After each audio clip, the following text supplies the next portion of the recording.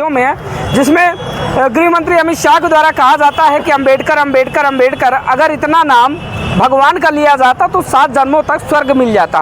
तो इस बयान को लेकर दोस्तों बता दें कि तमाम टीका टिप्पणी सामने आ रही है। तो ऐसे में आज बहुत सारे विद्वान और प्रखर अधिवक्तागण हमारे साथ हैं, इनसे जानने और समझने का प्रयास करते हैं कि दरअसल इन लोगों का रुख क्या है और ये लोग अमित शाह के दिए गए इस बयान पर क्या अपनी प्रतिक्रिया देते हैं। सर, बहुत बहुत स्वागत है आपका। आपके दर्शकों का हार्दिक अभिवादन।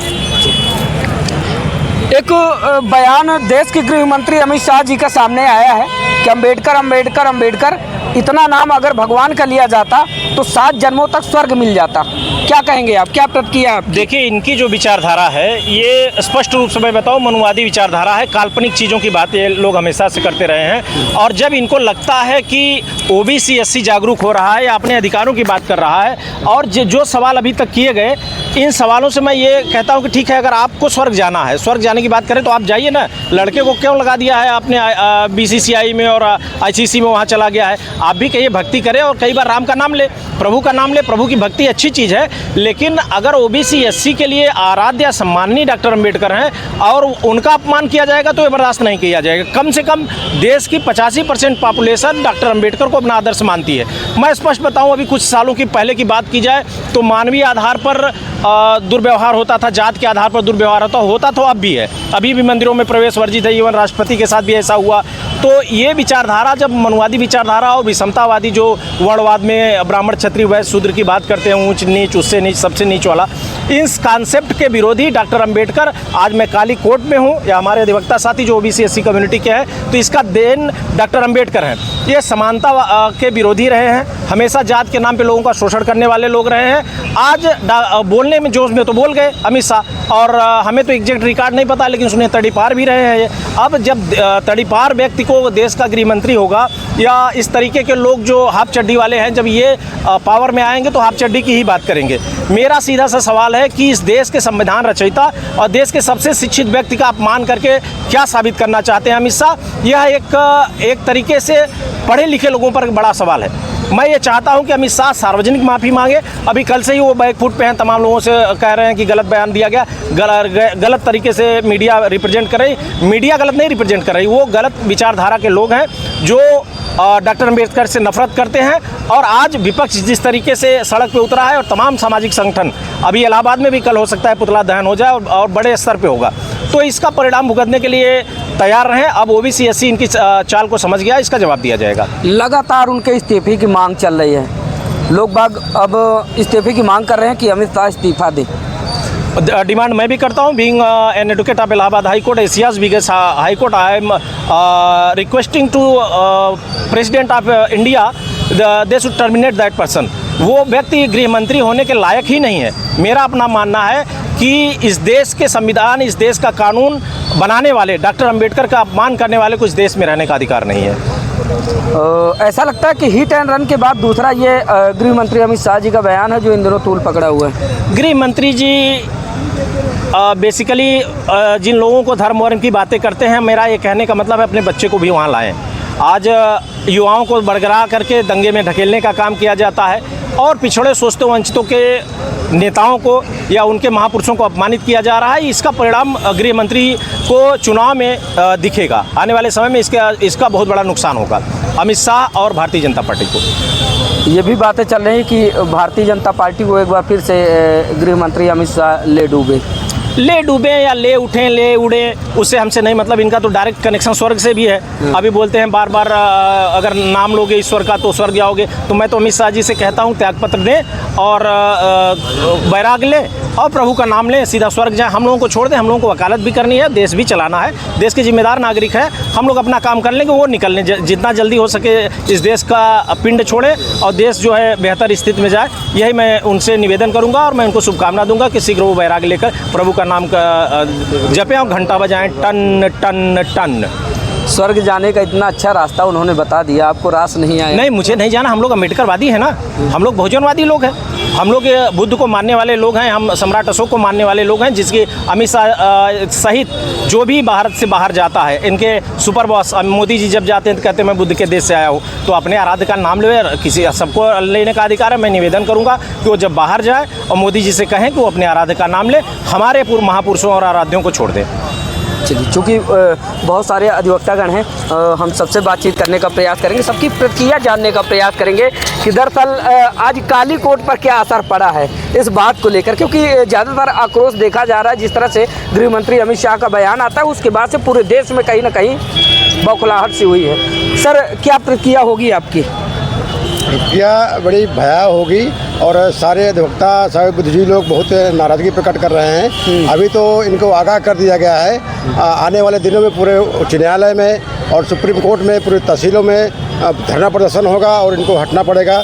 ये हकीकत में ये लड़ाई संविधान और मनुस्मृति की है, संविधान और मनुस्मृति की है। मनुस्मृति लाना चाहते हैं और जो अब हमारा पीढ़ी बिल्कुल जागरूक हो चुका है। अब मंदिर में घंटा बजाने के लिए कोई नहीं है और अब ये दलित और शूद्रों को मुंह में पेशाब करवा रहे हैं, लोग पेशाब कर दे रहे हैं और बात करते हैं देश चलाने की और अम्बेडकर की बात करते हैं। और एक तरफ तो दलितों के मुंह में पेशाब कर रहे हैं और माला और फूल और हवाई जहाज़ से महाकुंभ में माला और फूल लेकर बरसा रहे हैं, उनको ये दर्शाना चाहते हैं। तो अब ये लड़ाई बिल्कुल इनकी नहीं चलने वाली, सारे लोग जान गए हैं। अब बिल्कुल हम लोग धरना प्रदर्शन के लिए तैयार हैं, इनको इस्तीफा देना पड़ेगा। जब तक इस्तीफा नहीं दिलवा देंगे तब तक मानेंगे नहीं? बिल्कुल नहीं, बिल्कुल नहीं मानेंगे। देश हमारा है, इनका थोड़ी है। तो बाहर से आए हैं, ये नागपुर वाला कानून लाना चाहते हैं। बिल्कुल हो सकता है वो माफ़ी भी मांगे तो? माफ़ी मांगे तो हमारे देश चलना चाहिए। माफ़ी बहुत मांग चुके हैं, माफ़ी तो उनका सपोर्टर भी मांग चुके हैं। क्या उनका ये बयान माफ़ी लायक नहीं है? बिल्कुल नहीं है, जनता नहीं क्षमा करेगी, उनका क्षमा करेगी बगैर इस्तीफे के नहीं मानने? बिल्कुल नहीं, उनको हटना होगा, गद्दी छोड़ना पड़ेगा। चलिए, ठीक है सर। हाँ सर, आप अपनी क्या प्रतिक्रिया रखेंगे जिस तरह से गृह मंत्री अमित शाह जी का बयान सामने आया है? अम्बेडकर अम्बेडकर अम्बेडकर, शायद इतना नाम भगवान का लिया जाता तो 7 जन्मों तक स्वर्ग मिलता।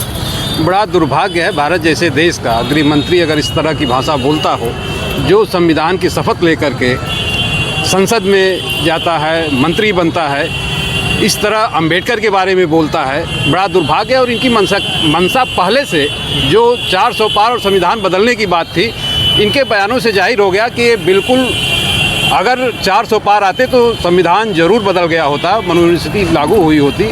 लेकिन कम से कम जनता, कुछ जनता समझ गई इस बात को, ये अपने मंसूबे पे कामयाब नहीं हो पाए। इनकी हताशा है जो अंबेडकर अंबेडकर अंबेडकर बोल रहे हैं। अंबेडकर और संविधान का इनके पास कोई जवाब नहीं है आज की डेट में। इसलिए नाराज़गी में, गुस्से में उनका बयान आया है, जो बहुत ही अपमानजनक है और देश के गृह मंत्री को ऐसा शब्द नहीं बोलना चाहिए। आगे क्या कुछ चाहते हैं आप लोग? गृह मंत्री माफ़ी मांगे? माफ़ी मांगना उनका व्यक्तिगत इशू है, लेकिन हमको ये जानने की ज़रूरत है कि उनकी मंशा क्या थी। क्योंकि बातें कई तरह की चल रही है ना। कुछ लोग कहना ये है कि वो माफ़ी मांगे, कुछ लोग इस्तीफे की मांग कर रहे हैं, यहाँ तक कि फांसी की बात तक लोग कर डाले। अब देखिए, ये तो बड़ी बातें हैं, लेकिन जो व्यवहारिक बातें हैं कि वो सब दबाव बनेगा तो माफ़ी मांग लेंगे। माफ़ी मांगना बड़ी बात नहीं है, लेकिन हमको समाज को, ओबीसी एससी समाज को ये जानने की ज़रूरत है कि इनके पीछे इनकी मंशा क्या है। मंशा के हिसाब से बोलते हैं। आपको क्या मंशा समझ में आई? इनकी मंशा साफ है कि संविधान बदलना चाहते हैं। संविधान से इनको बहुत ही तकलीफ़ है, कष्ट है इन लोगों को। आरएसएस जो अपनी मंशा चाह रही है देश चलाना, जिस हिसाब से, जिस संविधान से, अब संविधान नहीं कर सकते, मनुस्मृति से वो चला नहीं पा रहे हैं, उसी लिए हताश और निराश हैं। एक बात आपने कही कि संविधान की शपथ लेकर आज वो इस तरह का वक्तव्य कर रहे हैं, तो जिस जगह पर वो ये बात कर रहे हैं तो वो भी तो संविधान की देन है। बिल्कुल, आज जहाँ वो खड़े हैं संविधान की वजह से ही खड़े हैं वहाँ पे, नहीं तो शायद वो नहीं पहुँचते वहाँ पे। अगर राजशाही होती तो कहाँ से वो गृह मंत्री बनते। लेकिन अंबेडकर को जिस तरह से एक अपमानित करने की बात है, लोग जितना लोकप्रिय अंबेडकर साहब हो रहे हैं इस समय, संविधान की बात हो रही है, ये चीज़ें इन लोगों को हजम नहीं हो रही है। इसलिए बहुत हताश और परेशान है। चलिए ठीक है सर, आपकी क्या प्रतिक्रिया होगी इस पूरे प्रकरण पर? इस पूरे प्रकरण में हमारी प्रतिक्रिया ये है कि इनकी सोच ही इसी तरह की है, और इनकी सोच 100 साल पहले से देखा जाए तब भी इनकी सोच यही रही है कि गरीबों कुचलों मजलूमों को दबाइए और इनको आगे न बढ़ने दीजिए। इस संविधान से गरीब आगे बढ़ रहे थे, और इनकी मंशा इसी से है कि इनको केवल बस नारा लगवाइए, हिंदू मुस्लिम करिए और दबाए रहिए, इनको आगे न बढ़ने जाइए। इसलिए आज ये संविधान की बात कर रहे हैं कि अम्बेडकर ऐसे थे वैसे थे, ये कर रहे हैं। तो उनके इस वक्तव्य के बाद आप लोग क्या सोचते हैं? मैं ये कहना हम चाहूँ, लोगों को पूरा अधिवक्ता समाज जो बुद्धिजीवी बैकवर्ड के बुद्धिजीवी वर्ग है वो बहुत नाराज़ है इससे, और उनकी इस्तीफे की मांग करते चाहते क्या आप लोग? हैं। हम लोग चाहते हैं कोई इस्तीफा दें। इस्तीफे? जी, अगर इस्तीफा नहीं देते नहीं देते तो आंदोलन होगा उसके खिलाफ। मतलब जब तक इस्तीफा नहीं दे देंगे तब तक आप लोग मानने वाले? आंदोलन होगा। चलिए ठीक है, बातें होगी, थोड़ा सा हम परिचय भी करवा दें। सर सबसे पहले आपसे ही मैंने बातचीत किया था, परिचय बताएं अपना। मैं हृदयलाल मौर्य हूँ, मैं इलाहाबाद हाई कोर्ट में अधिवक्ता हूँ और राजनीतिक व्यक्ति भी हूँ। सर आपका परिचय? मेरा नाम हरेंद्र यादव है, समाजवादी अधिवक्ता सभा का राष्ट्रीय सचिव हूँ। सर आपका परिचय? शेषनाथ यादव, अधिवक्ता उच्च न्यायालय। सर आपका परिचय? राकेश यादव एडवोकेट, समाजवादी अधिवक्ता सभा का राष्ट्रीय महासचिव हूँ मैं। जी। और अभी हमारे साथ एक और भाई साहब हैं, ये बीच बीच में बोल रहे थे और मुझे लग रहा था कि ये भी अपनी कुछ बातें जो हैं साझा करना चाहते हैं, तो इनसे बातचीत ही कर लेते हैं। ऐसे आ जाएं। क्या परिचय हुआ? सबसे पहले आपका परिचय जान लेते हैं। मैं संदीप यदुवंशी, राष्ट्रीय सचिव समाजवादी अधिवक्ता सभा, प्रभारी महाराष्ट्र, मुंबई, गुजरात। अच्छा। जिस तरह से देश के गृह मंत्री अमित शाह जी का एक बयान आया है, अम्बेडकर अम्बेडकर अम्बेडकर, शायद इतना नाम आप लोगों ने भगवान का लिया होता तो 7 जन्मों तक स्वर्ग मिलता आप लोगों को। कोई इस्तीफा दे के भगवान का नाम लें और वहाँ प्लाटिंग करे जाके स्वर्ग में, और यहाँ पर कोई काम नहीं है। मतलब हम वहाँ पे जाएं, उनके बहुत लोग हैं अभी मनुस्मृति को मानने वाले लोग और राम को मानने वाले लोग, उनको वहाँ पे जाके प्लाटिंग करें और वो जाएंगे तो उनको भी स्वर्ग में कोई प्लाटिंग करता है क्या? तो बोल रहे हैं राम का नाम लेंगे तो स्वर्ग में जाएंगे, तो स्वर्ग में व्यवस्था नहीं की जाएगी तो कैसे रहेंगे लोग वहाँ पे? मतलब वो जहाँ पे खोज गए लोग, मतलब वो पहले से चल के व्यवस्थाओं का जायजा ले। हाँ, तो उनको जानकारी है उस बात की, तो उसकी व्यवस्था करेंगे तभी तो लोग जाएंगे वहाँ पे। करना चाहते हैं आप लोग? कोई इस्तीफा देते छोड़ दें, हमारी संविधान के द्वारा जो चुने जाएंगे हमारे OBC SC के लोग चलेंगे, देश चलाएंगे, और जो गरीब तबके के लोग हैं उनके लिए योजनाएं बनाई जाएंगी, जो सबसे निचले पायदान पे खड़े हैं उन्हें आगे लाया जाएगा, विकास के लिए काम किया जाएगा। जब से बयान सामने आया है तरह तरह की बातें निकल कर सामने, कोई इस्तीफे की मांग कर रहा है, कोई माफ़ी की बात कर रहा है, कोई फांसी तक की बात कर ले रहा है, तो आपको क्या उचित लगता है आपके हिसाब से? वो इस्तीफा दें और संविधान से किसी भी व्यवस्था में अगर उन्हें विश्वास तो है नहीं तो इस्तीफा दे के वो सदन से जाएं, और यही हमें मांग। अगर इस्तीफा नहीं हुआ तो इस्तीफा नहीं हो तो आंदोलन होगा, उसके लिए बड़े पैमाने पर आंदोलन किया जाएगा। ये थोड़ी होता है कि आप दो तरह से व्यवस्था संचालित करें, एक तरह आप भ्रम पैदा करें और एक तरह आप कहें कि नहीं ऐसा नहीं होगा, तो ऐसा थोड़ी चलेगा। तो इस बात से मतलब क्या आप लोगों को लगा कि जिस तरह से उनका वक्तव्य आया है, तो क्या महसूस किया आप लोगों ने? लगा क्या आप लोगों को? लगा यही कि फिर वही व्यवस्था में लेके जाना चाहते हैं, जैसे 1000 साल और 100 साल पहले ये लोग कभी आस्तन ढकने की अधिकार नहीं था, और महिलाओं के तमाम प्रकार के जो कुरीतियाँ थी वही चीज़ें लागू करना चाह रहे हैं। यानी कहीं ना कहीं आपके कहने का मतलब ये है कि बाबा साहब के बनाए वसूलों और उनके लिखे गए संविधान से विमुख करके जो है ये मोड़ना चाहते हैं अपनी तरफ। हमारे भगवान बाबा साहब अम्बेडकर जी हैं और उनकी व्यवस्थाओं से देश चल रहा है और चलेगा, और ये लोग अगर गुमराह करेंगे तो ऐसा बर्दाश्त कतई नहीं किया जाएगा, और ये ऐसे गुमराह करके इस देश पे इसमें शासन कर रहे हैं, इन लोगों को हटाना ही सबसे उचित।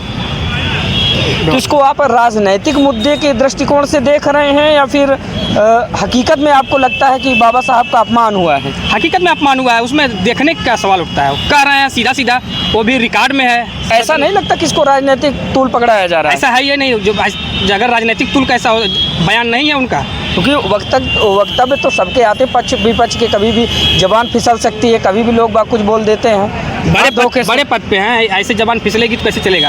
एक गृह मंत्री देश का है और उसके जुबान से देश का सेंसेक्स नीचे ऊपर होता है। विदेशी इन्वेस्ट कैसे करेंगे और लोग कैसे इन्वेस्ट करेंगे? आप गृह मंत्री हो, आप अपनी जुबान नहीं संभाल के रखोगे तो कैसे बाहरी लोग क्या करेंगे?